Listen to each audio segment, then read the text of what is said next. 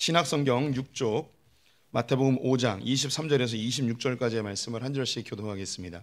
마태복음 5장 23절에서 26절 교독하겠습니다. 그러므로 예물을 제단에 드리려다가 거기서 내 형제에게 원망 들을 만한 일이 있는 것이 생각나거든. 예물을 제단 앞에 두고 먼저 가서 형제와 화목하고 그 후에 와서 예물을 드리라. 너를 고발하는 자와 함께 길에 있을 때에 급히 사화하라. 그 고발하는 자가 너를 재판관에게 내어주고 재판관이 옥리에게 내어주어 옥에 가둘까 염려하라. 진실로 내게 이르노니 내가 한 푼이라도 남김이 없이 다 갚기 전에는 결코 거기서 나오지 못하리라. 아멘. 오늘 이 아침에 주님의 보좌 앞으로 나오신 성도들에게 하나님의 은혜와 평강이 함께 하시기를 축원드립니다. 우리 2025년 하나님의 성품을 닮아가자라는 주제로 말씀을 계속 나누고 있습니다. 한 달마다 새로운 주제로 인사하고 있는데요. 6월 달은 화해입니다. 옆 사람과 반갑게 인사하겠습니다. 그럴 수 있습니다. 그럴 수 있습니다. 감사합니다. 우리는 화해로 가기까지 용서, 공감 등을 함께 보았습니다. 이제 오늘 그 마지막 주제라고 할 수 있는 화해로 한번 나아가 보도록 하겠습니다. 인간관계는 참 쉽지가 않습니다. 매우 어렵습니다. 세상에서 가장 힘든 것이 인간관계다라는 말이 있는데요. 우리 성도님들이 공감이 되시는지요? 네, 저 역시 세상에서 제일 힘든 게 인간관계, 사람과의 관계가 아닐까 싶습니다.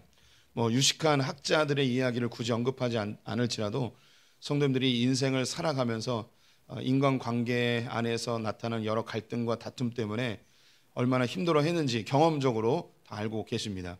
그래서 때로는 혼자 살았으면 좋겠다, 아무도 없는 곳에서 살았으면 좋겠다, 다 끊어버렸으면 좋겠다, 이런 생각이 들기도 하죠. 또 심각한 경우에는 이 인간관계의 어려움 때문에 생을 마감하는 사람들도 우리가 가끔씩 또 소식을 통해서 들을 때가 있죠. 그만큼 이렇게 인간관계는 결코 쉽지 않습니다. 그래서 우리 속담 중에 열길 물속은 알아도 그 목회자와 성도가 함께 만들어가는 설교 좋습니다. 열길 물속은 알아도 한길 사람 속은 모른다라는 말이 있습니다. 그만큼 사람과 대하는 것, 또 사람과의 관계가 어렵다는 것을 고대로부터 지금까지 우리 인간 사회는 다 느끼고 깨닫고 있는 부분이죠. 왜 인간관계가 이렇게 어려울까? 몇 가지의 이유들이 있는데요. 첫 번째는 인간이라는 것 자체가 매우 복잡한 존재이기 때문입니다. 그리고 인간은 예측할 수 없는 내면 속에 여러 작동들이 일어나고 있기 때문에 인간관계 자체는 무척 어렵습니다. 어떤 기계나 어떤 사물의 사용 방법처럼 매뉴얼이 있다면 너무나 쉽겠지만 사람은 너무 복잡한 존재입니다. 사람들은 각각 살아온 자기의 삶의 배경이 다르고요, 성격이 다 다르고 가치관도 다르고 살아온 경험도 다르고 또 각각의 사람들이 인생 속에 경험한 여러 상처들도 다양합니다. 그래서 이런 다양한 사람들이 모이기 때문에 우리 인간 사회가 굉장히 풍성해지는 것은 맞지만 이 다양한 사람들이 함께 어울려 살아가는 것은 무척 어렵고 고단한 일이기도 합니다. 그래서 이로 인하여 여러 갈등과 오해, 충돌, 그리고 상처들이 일어나죠. 인간의 예측하기 어려운 그런 관계들 때문에 사람들은 지치기도 하고요, 실망하기도 하고 사람에게 맞추며 살아가는 것 자체가 스트레스가 되고, 그리고 사람을 대하는 게 감정이 많이 소진되어지는 거죠. 에너지가 많이 필요로 하는 거예요. 그래서 인간관계 자체가 우리 스스로 매우 어렵다라고 느끼게 됩니다. 다양한 그리고 복잡한 예측하기 어려운 그런 상황들을 사람들을 통해서 매번 맞닥뜨려야 되니까 이것 자체가 우리에게 매우 많은 에너지가 필요하니 힘들다라고 느끼게 되는 것이죠. 또 어떤 사람들은 내면의 상처로 인하여서 그 상처가 다른 사람에게 또 다른 상처가 되기도 하고 인간관계를 어렵게 하는 그런 방어 기제로 활용될 때도 있습니다. 우리 성도님들도 살아오면서 여러 상처들이 있어요. 그럼 이 상처가 아프기 때문에 유사한 상황이 되지 아니하도록 미리 벽을 치는 거죠. 이걸 방어 기제라고 이야기합니다. 그래서 누가 뭘 이야기해도 그것을 액면 그대로 받지 못하고 나의 상처로 인해서 왜곡되어 내 안에 들려지게 됩니다. 그냥 제가 우리 성도님들에게 오늘 너무 잘생겨 보이시네요 라고 이야기하면 감사합니다 라고 받아들여야 되는데, 상처나 방어 기제가 있으면 어떻게 받아들이냐? 그러면 지난번까지는 못생겼단 말이야? 뭐 이렇게 이게 들리는 거죠. 예. 오늘 옷이 너무 예뻐 보이시네요 라고 이야기하면 이전에는 나를 어떻게 봤던 거야? 막 이렇게 이제 왜곡돼서 생각을 하게 되면서 그 내면의 상처가 인간관계를 어렵게 합니다. 그리고 내가 상처를 받지 않기 위해서 미리 상처를 주는 경우도 있습니다. 공격적인 성향으로 나타나는 거죠. 많은 동물들이 그 위기가 다가오면 자기 몸을 크게 해서 상대방이 공격하지 못하도록 겁을 주려 하는 모습을 다 알고 계실 겁니다. 사람도 본능적으로 자기가 상처받지 않으려고 미리 더 세게 상처를 주는 경우들도 많이 있죠. 또 상처와 상처가 충돌하게 되면 이건 큰 싸움으로 번지기도 하죠. 그래서 사람이 가지고 있는 상처, 그로 인한 방어 기제들이 인간관계를 매우 어렵게 만들어 버리죠. 또 의사소통의 어려움도 있습니다. 내가 이야기한 걸 상대방이 제대로 이해하지 못하는, 때로는 우리는 그 똑같은 한국말을 쓰고 있는데도 외계어를 하려는 듯한 느낌이 들 때도 있습니다. 또 다른 지방에서의 사투리가 내게는 다르게 오해되어지는 경우들도 있죠. 제가 대구에서 군생활을 했는데요. 대구에서 군생활 하면서 한 6개월 동안 고참들이 뭘 얘기해도 뭐라고 얘기하는지 이해를 못하는 거예요. 해석이 안 되는 거예요. 분명히 한국말인데 뭘 얘기했는지 모르는 거죠. 그래서 감으로 다시 물어볼 수는 없고, 뭘 했다가 이게 문제가 생기면 엄청나게 혼나고, 한 6개월 지나니까 이제 네이티브 스피커처럼 제가 이제 그 경상도 말을 할 수 있게 됐습니다. 그 경상도 말 중에 제일 그 충격적이었던 단어, 춤이라는 단어가 굉장히 충격적으로 다가왔습니다. 서로들 그 경상도 사람, 대구 사람끼리 막 얘기하는데, 얘기하면서 그 춤이 튄다는 거예요. 야, 춤 튀어.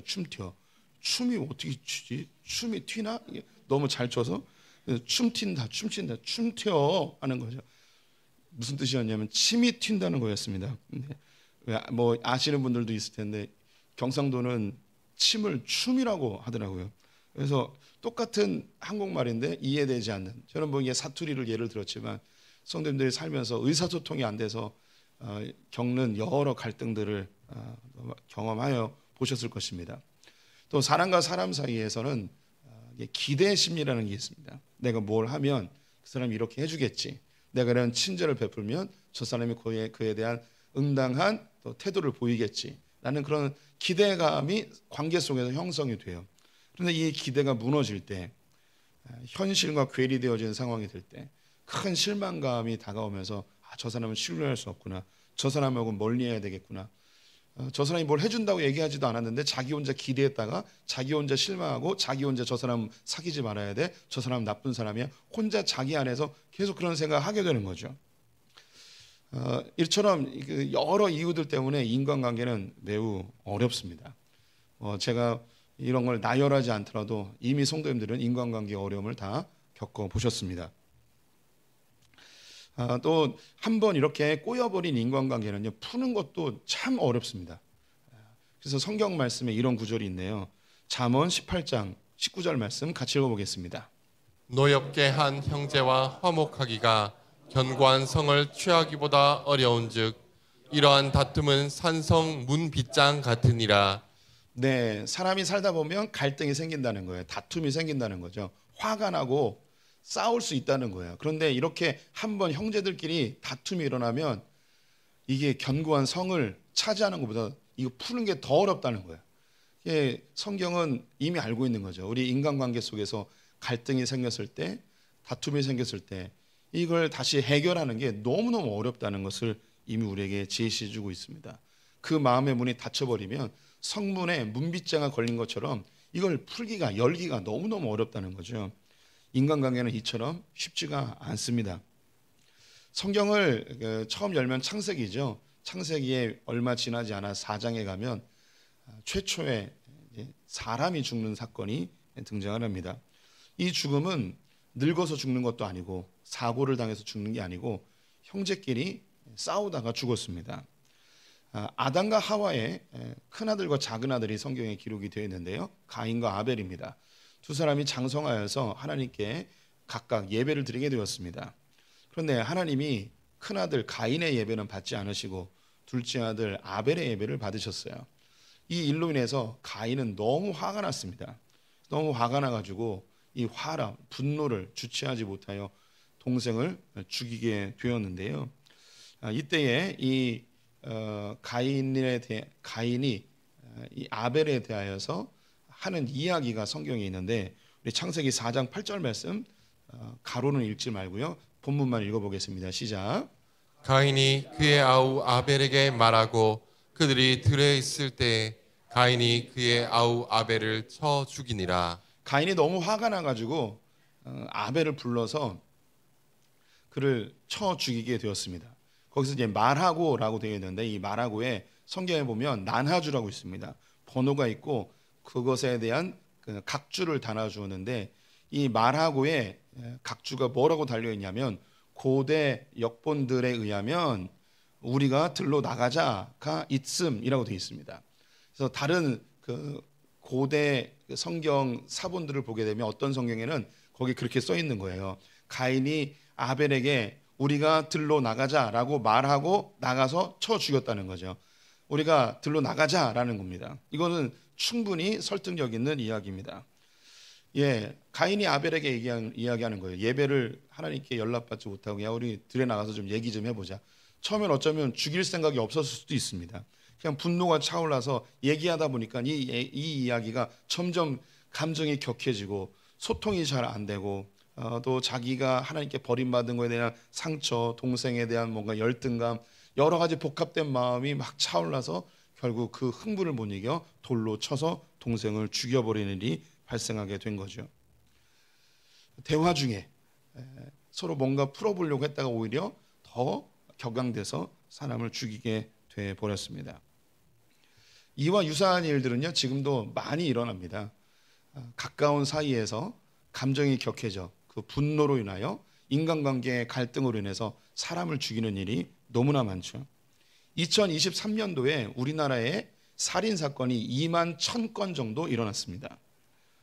이 중에서 34.4%가 가족들에 의해서 죽임을 당했고요, 이웃이나 가까운 지인들에 의해서 18%가 죽임을 당했고, 애인한테 11%, 친구와 동료들이 9.2%입니다. 이걸 총 더하면 72.6%예요. 거의 뭐 다른 통계들도 비슷한데요, 80% 정도가 자기가 아는 사람들, 가까운 사람들, 자기 지인들에 의해서 죽임을 당하는 일이 발생하는 거죠. 우리는 이런 통계를 보면서 혼자 살아야겠다 이런 생각을 하시면 안 되고, 이 인간관계로 인하여 나타나는 이 다툼이 살인까지 이어질 수 있다는 그런 좀 충격에 휩싸일 수 있는 거죠. 이 인간관계 이렇게 힘든 거구나라는 걸 다시 한번 확인할 수 있습니다. 우리 성도님들도 살면서 살인 충동을 느낄 때가 있죠. 모르는 사람을 죽이고 싶은 마음은 없습니다. 그건 사이코패스죠. 대부분 죽이고 싶은 게 누구냐면 옆에 있는 그 사람, 맞아요. 그 사람 죽이고 싶었던 거죠. 우리의 마음 속에도 그런 살인의 충동이 일어납니다. 가인의 마음이 이해가 되기도 하죠. 가족들이 왜 자기의 가족을 죽이는가, 이것도 조사를 해보니까 두 가지만 중요한 이유가, 첫째는요, 가족 간의 갈등, 그리고 오랫동안 누적된 분노가 어떤 사건이 딱 발생하면 그때 살인으로 이어집니다. 두 번째는요, 돈 때문이래요. 가족 안의 경제적인 관계, 그리고 생계 문제 때문에 사람을 죽이게 된다고 합니다. 친구와 직장 동료 사이에서 죽이는 이유가 크게 네 가지가 있는데요. 첫 번째는 사소한 말다툼, 감정의 격양. 대부분 이건 어디에서 일어나냐면 술자리에서 술 먹고 감정이 격양돼서 이런 살인 사건이 일어납니다. 그리고 금전 문제, 채무 갈등. 세 번째가 직장 내 갈등. 네 번째가 직장이나 친구들 사이의 이성 문제, 삼각관계로 인해서 사람을 죽이는 일이 많이 발생한다는 거죠. 많은 사건이 있는데 가까운 우리 동네에서 일어났던 사건 하나 알려드리겠습니다. 2024년 6월 달에 남동구에 있는 우리 동네에 있는 오피스텔에서 있었던 일이에요. 이 동네에 오피스텔이 몇 군데 없는데 이 근처에서 일어난 거죠. 20대 남자가 같이 두 명이서 오피스텔에서 술을 먹다가 자기 직장 동료를 칼로 찔러 죽였어요. 두 사람은 같은 건설 회사에 다니고 있었는데 오피스텔에서 술을 먹다가 가해자가 피해자한테 이렇게 이야기한 거예요. 우리 밖에 나가서 술 한 잔 더 하자고. 그랬는데 이 피해자가 싫다고, 나 집에 갈 거라고 그랬어요. 그랬더니 이 가해자가 이 건방진 새끼 하면서 막 싸운 거예요. 그러다가 이 몸다툼을 하다가 주방에 있는 칼로 죽인 거죠. 이런 일들이 흔하게 일어날 수 있습니다. 인간관계는 이처럼 큰 다툼으로, 더 나아가 살인 사건으로까지 이어질 수 있는 그런 그 어려움을 생산해내는 것이 바로 이 인간관계입니다. 사람은 살다 보면 여러 이유들로 관계에 갈등이 만들어지게 돼요. 사람들은 이 갈등에 대해서 어떻게 반응을 하는가? 여기 계신 성도님들, 저를 포함해서 대부분 비슷한 반응을 보이는데요. 크게 두 가지입니다. 하나는 분노라는 반응이고요. 다른 하나는 회피, 외면이라는 반응입니다. 사람들은 갈등을 싫어합니다. 이 갈등으로 인한 스트레스를 못 견뎌하죠. 그래서 이 갈등을 되도록이면 빨리 해소하고 싶은 욕구가 다 있습니다. 그럼 어떻게 이 갈등을 해소하는가? 한 부류의 사람은 분노를 표출하면서 갈등을 해결하랍니다. 우리가 흔히 하는 이야기로 목소리 큰 놈이 이긴다라고 하는 거죠. 예전에는 이 목소리 큰 놈이 이긴다, 분노로 갈등을 해결하는 사람들이 많지 않았던 것 같아요. 그런데 시대가 지나면서 점점 이 분노로 갈등을 해결하는 사람이 더 많아지는 것 같아요. 그래서 한국의 사람들은 다 뭔가 화나 있는 듯한, 그래서 갈등이 있으면 갈등만 생겨봐라, 내가 다 쏟아내리라, 이런 표정들로, 지금 눈빛들 지금 그래요. 뭔가 싸우려고 온 듯한 눈빛들이세요. 그래서 뭔가 걸리기만 해봐 하면 그런 눈빛들로 살아가는 듯합니다. 조그만 주차 시비에도 큰 싸움으로 번지기도 하고요. 식당에서 종업원의 자그마한 실수에도 버럭 화를 내며 자기가 쌓여있던 분노를 다 표출하는 그런 시대에 살아가는 듯합니다. 이것은 더 큰 문제로 발전할 수 있고, 또 더 안타까운 것은 이런 분노를 표출할 때 인간관계는 그때부터 완전히 깨져버리게 되죠. 근데 교회 다니는 사람들은 이 분노보다는 그 다음인 회피, 외면으로 많이 흘러가는 듯합니다. 누구나 갈등이 싫죠. 싸우는 것도 싫고 에너지도 많이 필요로 하고, 그래서 많은 사람들이 착함을 위장한 외면, 회피의 경우가 많이 있습니다.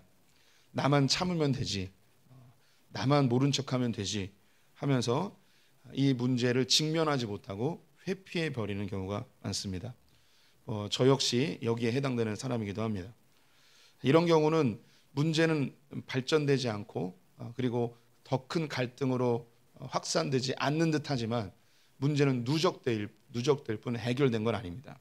더 큰 문제는, 분노는 타인을 공격하는 것이라면 회피와 외면은 나를 공격하는 게 되어버립니다. 그래서 내가 소갈이를 하게 되고 내면이 파괴되는 일이 발생하게 되는 거죠. 사람은 갈등 속에, 특별히 인간관계 속의 갈등 속에서 분노나 혹은 외면, 회피로 반응을 보입니다. 우리 성도님들도 분노를 얘기할 때 누군가 떠오르는 사람이 있었을 거예요. 집안에 있는 그 사람, 욱하는 사람, 그 사람이 떠오르죠. 갈등이 생기면 욱하면서 자기 감정을 다 쏟아내고 다른 사람들은 다 얼어붙게 만들어버리는 그런 경우가 있습니다.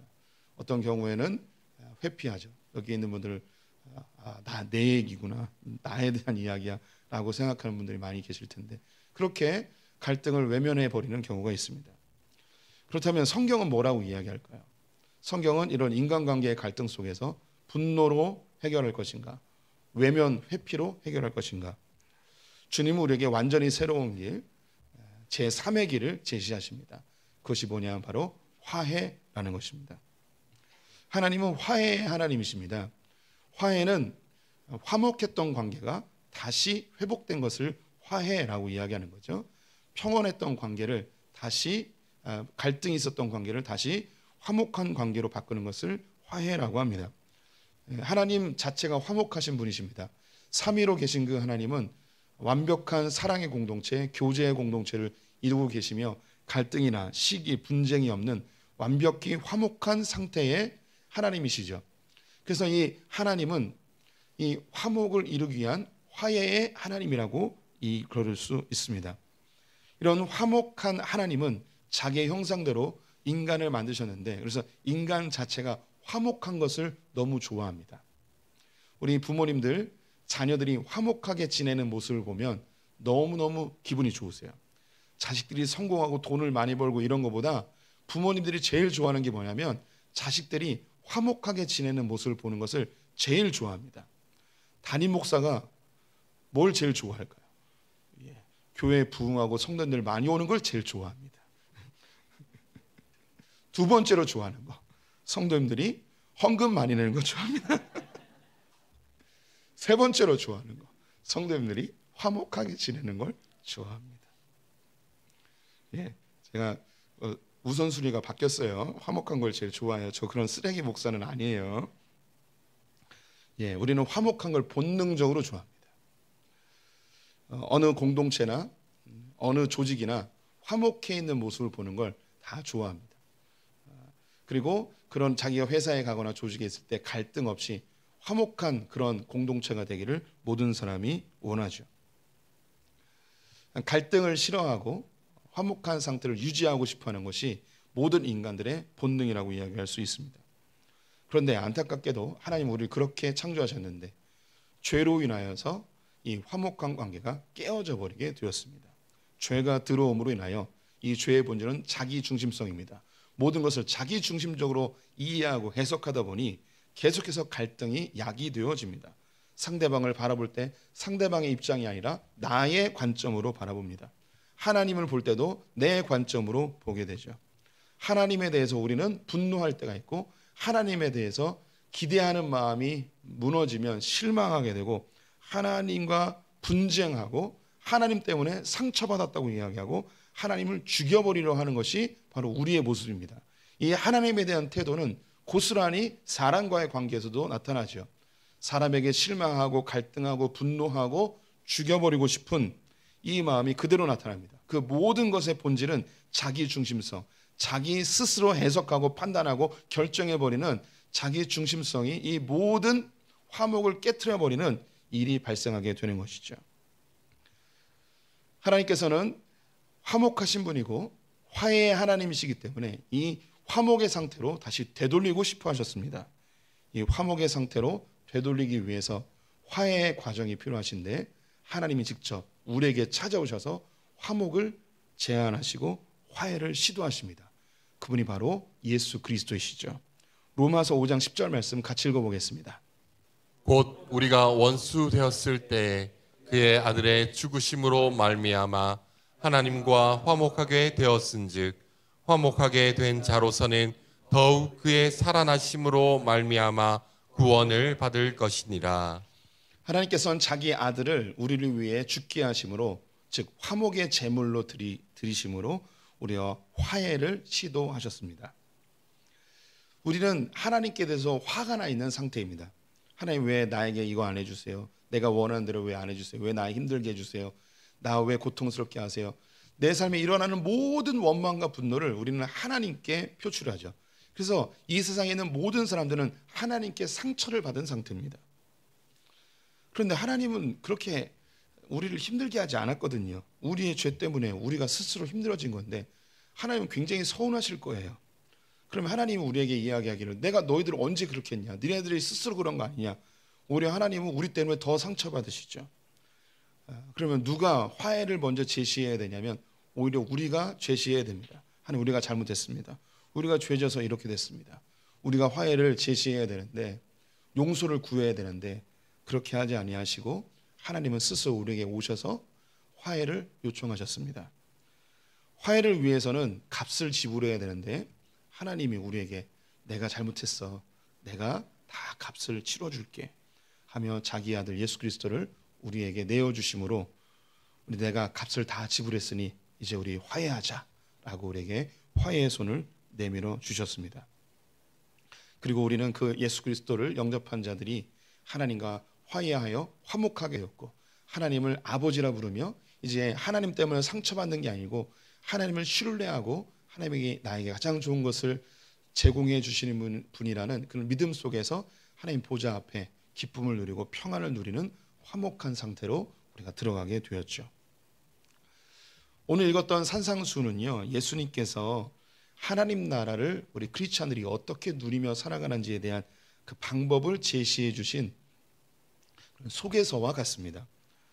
그 중에 우리가 읽은 곳은 화해에 대한 부분인데요. 즉 우리 크리스찬들이 이 땅을 살면서 하나님 나라를 누리기 위해서는 이 화해에 대한 부분을 반드시 우리의 것으로 삼아야만 이 하나님 나라를 누릴 수 있다고 이야기하십니다. 화해에 대한 부분 오늘 성경에 보여주고 있는 것 같이 다시 한번 읽어보기 원합니다. 23절과 24절 말씀 같이 읽겠습니다. 그러므로 예물을 제단에 드리려다가 거기서 내 형제에게 원망 들을 만한 일이 있는 것이 생각나거든. 예물을 제단 앞에 두고 먼저 가서 형제와 화목하고 그 후에 와서 예물을 드리라. 화해, 화목이 얼마나 중요한지 예수님께서 이야기할 때 가장 선명하게 드러나는 장면을 예배로 선정하셨습니다. 예배를 드리러 오는데 주님께 예배를 드리려고 하였는데 내 머릿속에 자꾸 깨름직한 그 사건이 자꾸 떠오르는 거예요. 형제와 다퉜던 거, 가족과 다퉜던 거, 이렇게 생각이 나면은 먼저 예배 드리기 전에 그 사람과 화목하고 서로 화해한 다음에 와서 예배를 드리라고 이야기하십니다. 예배보다도 화해가 먼저라는 것이죠. 우리가 오늘 예배 드리러 올 때에 어쩌면 이 본문을 그대로 경험하신 분들도 있었을 거예요. 이른 아침에 8시 예배를 드리기 위해서는 서둘러야 되는데 내 배우자가 미적미적 되는 거예요. 그럼 화가 나는 거죠. 혹은 차를 타고 오면서 이미 부부싸움을 하고 오신 분들도 우리 가운데 있을 수도 있어요. 가끔 그 예배당에 부부가 와야 되는데 한 명만 오는 경우가 있어요. 그런 경우는 어떤 경우냐면 오다가 싸워서 남편은 차 끌고 그냥 집에 가는 거예요. 농담 같지만 우리 교회에 여러 번 있었던 일입니다. 그러면 예배가 집중이 안 되죠.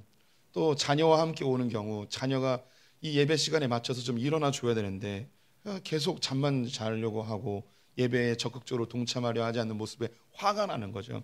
그래서 자녀를 데려오지도 못하고 마음은 너무 어렵고 분노만 쌓이고 예배에 집중이 안 되고 이런 일이 발생하는 것입니다.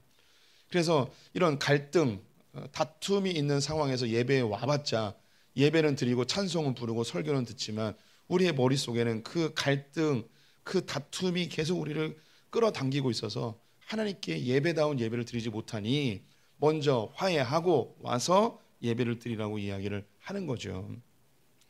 제가 신학교를 다닐 때 선배 목사님들이 오셔서 이렇게 설교를 하세요. 어른 목사님들이죠.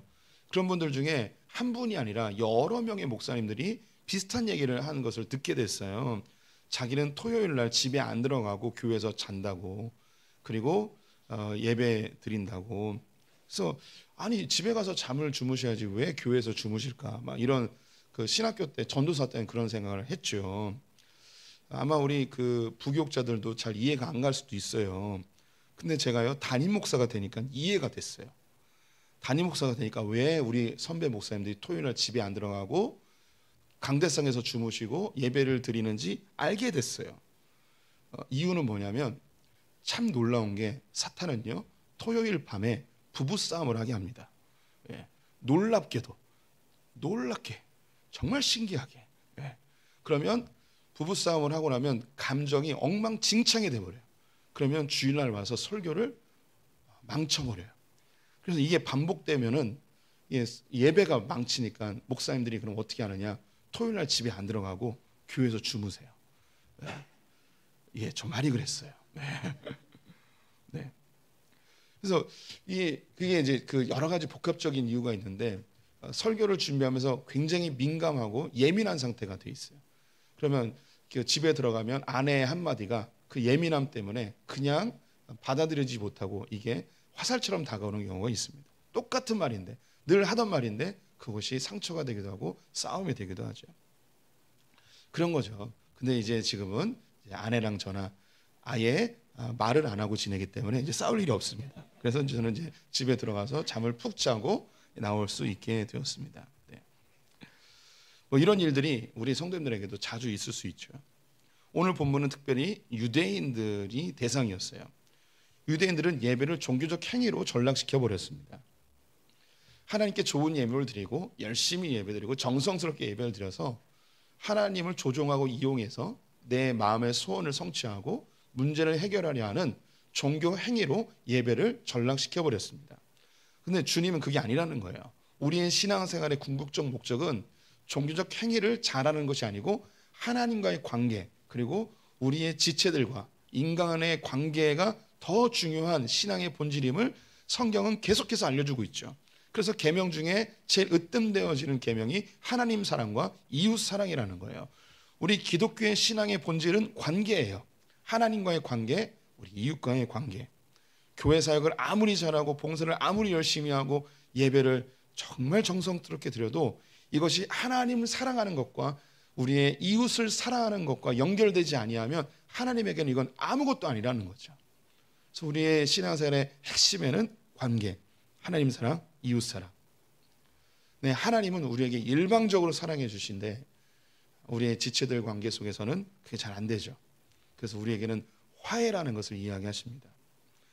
용서하고 공감하고 화해해서 주님 앞에 이 화목의 제사를 드리라고 이야기합니다. 주님은 이 화목, 화해를 어떻게 해야 될지 그 방법도 알려주시는데요. 25절 말씀에 나옵니다. 같이 한번 읽어보겠습니다.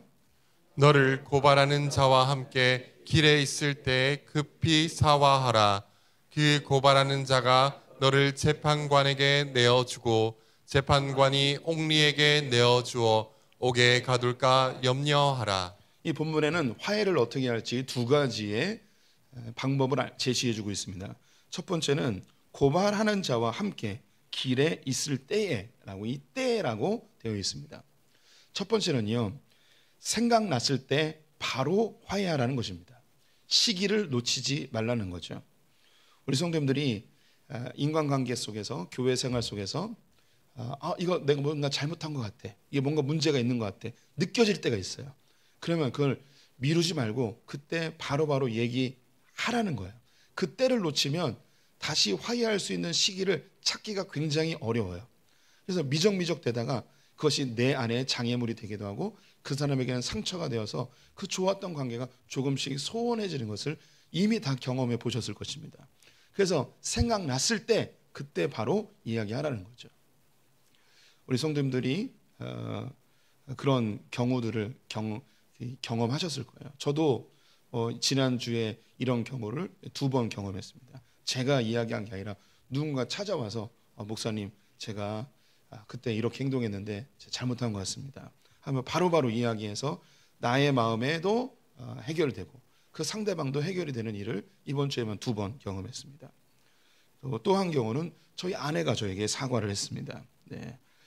아내가 지난 그 주일날 가정예배 공동체와 북콘서트를 했는데 마지막 아내에게 마이크를 주며 목사님에 대해서 한마디만 해달라고 했는데 아내가 저에 대한 욕을 막 한 거예요.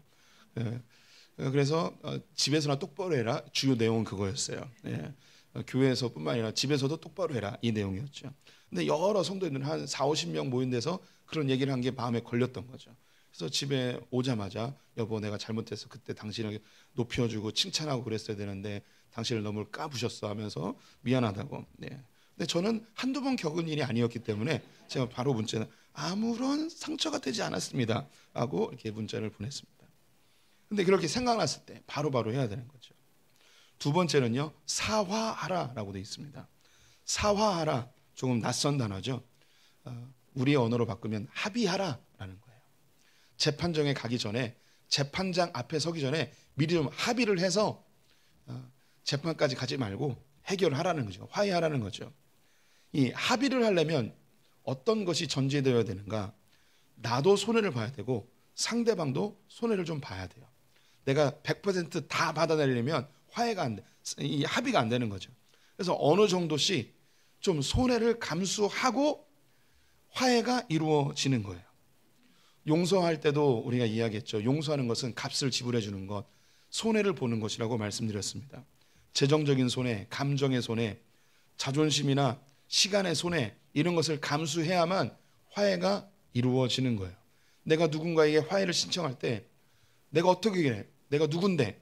내가 내 자존심이 허락하지 않아. 이게 아니라 자존심의 손해를 좀 보고 화해를 신청해야만 화해가 일어나는 거죠.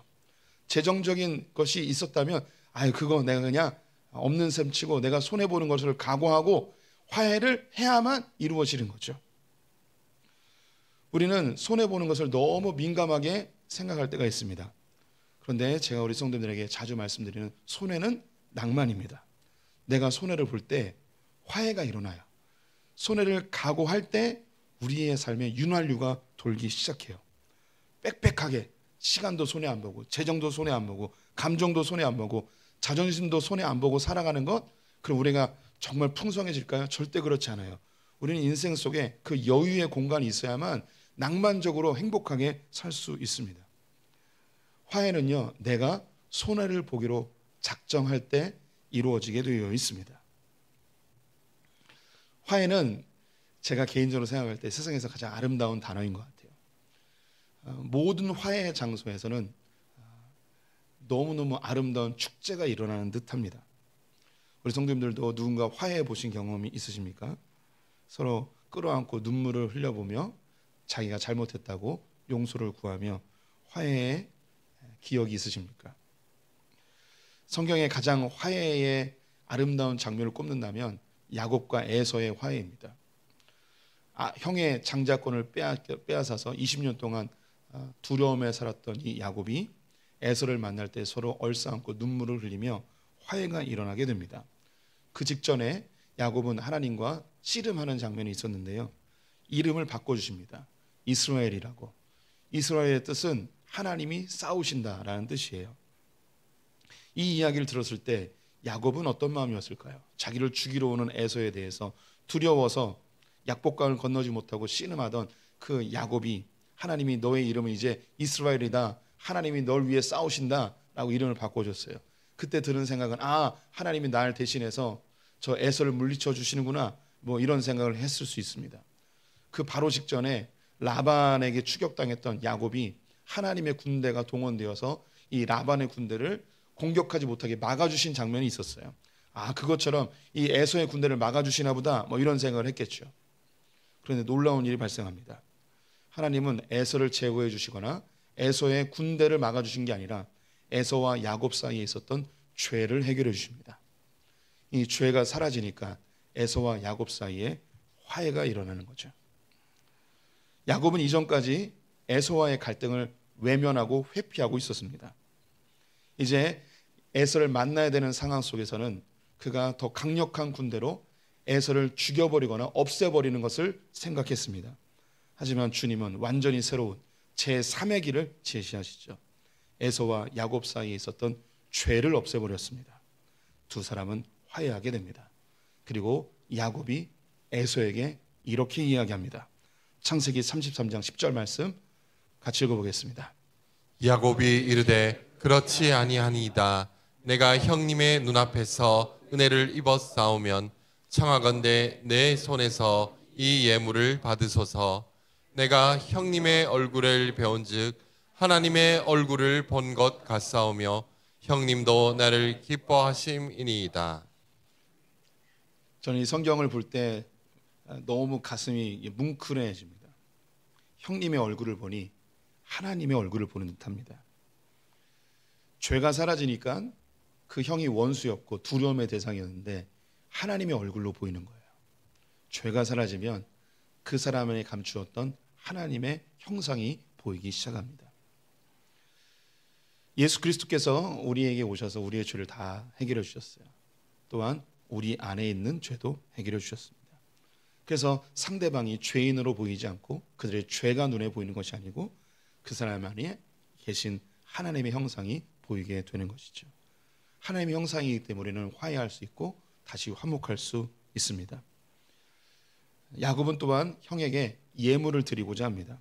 형은 더 부자라서 사양하지만 억지로 줍니다. 왜 주는가? 이것은 굉장히 중요한 의미가 담겨 있습니다. 형의 장자권을 훔쳤던 이 야곱이 그거에 대한 보상을 해주는 겁니다. 손해를 보는 거죠. 이전까지 야곱은 절대 손해 안 보려고 라반과도 싸우고 에서와도 싸우고 하나님과도 싸웠던 자였는데 이제 자기의 것을 손해보며 형님에게 내어주며 진짜 화해가 일어나게 되는 것이죠. 우리 성도님들이 이미 해결되어진 이 죄의 문제 주님께서 자기 아들을 통해 다 해결하셨습니다. 우리 안에는 해결하지 못할 죄가 없습니다. 우리 안에 있는 하나님의 형상을 바라보십시오. 그리고 우리가 손해를 감수하고 우리 지체들을 대할 때 우리 안에 화해와 화목이 살아날 줄 믿습니다. 기도하겠습니다. 하나님, 인간관계가 참 어렵습니다. 이것이 큰 다툼과 싸움과 사람을 죽고 죽이는 일까지 발생하는 것을 봅니다. 우리는 이 갈등 속에 분노하거나 회피하려 하지만 주님은 우리에게 화해를 알려주시니 감사합니다. 누군가에게 화해할 일이 있다면 머뭇거리지 않고 다가서게 하여 주시옵소서. 또한 손해보기를 각오하게 하여 주시옵소서. 내 자존심을 손해보고 감정을, 재정을, 시간을 손해보아 이 손해의 낭만을 누리며 하나님이 예비하신 화목함을 회복하는 자들 되게 하여 주시옵소서. 지금은 우리 주 예수 그리스도의 은혜와 하나님 아버지의 무한하신 사랑과 성령의 교통하심이 화목의 제물로 드려주신 예수 그리스도를 본받아 화목하기를 열망하는 소풍의 모든 성도들 가운데 지금부터 영원토록 함께 있을지어다. 아멘.